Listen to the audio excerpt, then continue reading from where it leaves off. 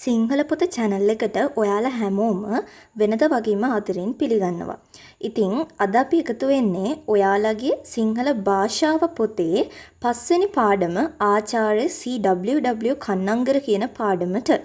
ඉතින් මේ පාඩමේ ඇත්තටම කිව්වොත් ඔයාට පාඩම් කරන්න තියෙන්නේ ගොඩාක් සුළු ප්‍රමාණයක්. හරි අපි බලමු මොනවද ඔයා මේකෙන් දැනගන්නම ඕනි කරුණු කියලා. මෙන්න මේ රූපෙත් එක්ක තියෙන මේ කළු පාට එකේ මම highlight කරලා තියෙන්නේ බාලාංශයේ පටන් විශ්වවිද්‍යාලයේත් එක් නොමිලේ ලබා දෙන අධ්‍යාපන ක්‍රමයක් මෙරට ස්ථාපනය කිරීමේ පුරෝගාමියා වූයේ ආචාර්ය C.W.W. කන්නංගර මැතිතුමාය. ලංකාවේ ප්‍රථම අධ්‍යාපන අමාත්‍යවරයා වූ එතුමා නිදහස් අධ්‍යාපනයේ පියා ලෙස ගෞරවාදරයට පත්විය. එතකොට මේ නිදහස් අධ්‍යාපනයේ පියා තමයි මේ C.W.W. කන්නංගර මහත්මයා කියන එක ඔයා දැනගන්න ඕනේ. ඊළඟට මේ වගේ මම මේ highlight කරලා තියෙන ඒවා ඕනි නැහැ. ඒවා අහන්නේ නැහැ විභාගෙට.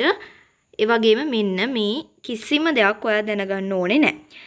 මේකෙදි ඔයා දැනගන්න ඕනේ එකම දේ තමයි මම පෙන්නන්නම්. ඔයාලට පේනවා ඇති මේ වලාකුළු වගේ මම පැන්සලෙන් වට කරගෙන තියෙන්නේ අධ්‍යාපනය. සමහර වචන තියෙනවා මේ වගේ පාඩම් අස්සේ තියෙන වචන වලින් තමයි ඔයාගේ පේපර් එකේ සමහර වෙලාවල් වලට අහන ඔයා දැකලා ඇති වචන කියන්නේ අක්ෂර භාවිතෙන් ඒ වගේ පිළිපාපෙලි දාන විදිහ අනුව ඊට පස්සේ මේ වගේ ඒ ලියලා තියෙන විදිහ හරිද වැරදිද කියලා අහනවා. MCQ එකක් වෙන්නත් පුළුවන්. එහෙම නැත්නම් ඔයාගේ කෙටි ප්‍රශ්නයක් වෙන්නත් පුළුවන්. අන්න ඒ වගේ පේපර් එකට එන්න පුළුවන් වචන ගොඩක් හැංගිලා තියෙන්නේ මේ පාඩම් අස්සේ තමයි. ඉතින් එහෙනම් අපි බලමු මොනවද ඒ වචන කියන එක. අධ්‍යාපනය ඒක හොඳට ඔයා බලා ගන්න. කේම්බ්‍රිජ් ඔකත් සමහර විට අහන්න පුළුවන්. ඊට පස්සේ ජ්‍යෙෂ්ඨ පාඨශාලා ඔයගේ තියෙන අකුරු ටික හොඳට බලාගෙන යන්න විභාගෙට.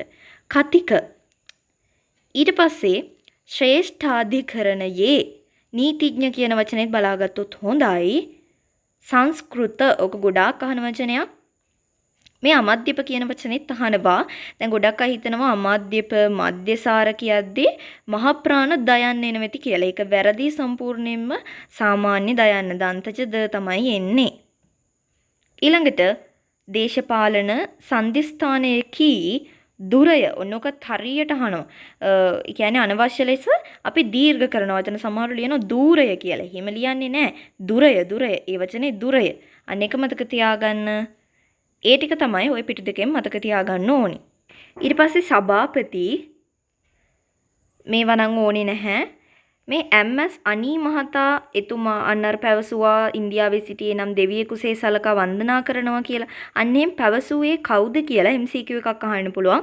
ඒ නිසා ටිකක් මතක තියාගෙන යන්න. MS අනී මහතා තමයි C.W.W. කන්නංගරයන් ඉන්දියාවේ සිටියේ නම් දෙවියෙක් විදිහට සලකලා වඳිනවා කියලා කිව්වේ කියන එක මතක තියාගන්න.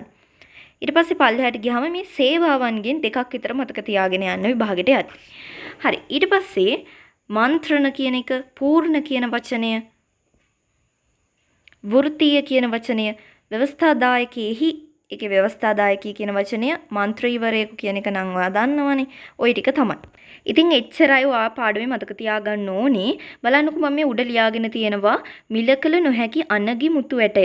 මේ ආචාර්ය C.W.W. කන්නංගර මහත්මයාට නිදහස් අධ්‍යාපනයේ පියා කියනවා වගේම මිලකල නොහැකි අනගි මුතු ඇටය කියලාත් කියලා තියෙන. ඔයත් මේ විදිහට උඩින් ඒක ලියාගන්න. එතකොට ඔයාට අමතක වෙන්නේ නැහැ. ඉතින් මේ ටික ඔයා මතක තියාගත්ත කියන්නේ ඔයාට මේ පාඩම හොද්දටම පුළුවන් කියන එක. බය නැතුව විභාගයට යන්න. මම ඊළඟ පාඩම ඉක්මනින්ම අරගෙන එන්නම්. එහෙනම් කිහින්න එන්නම්.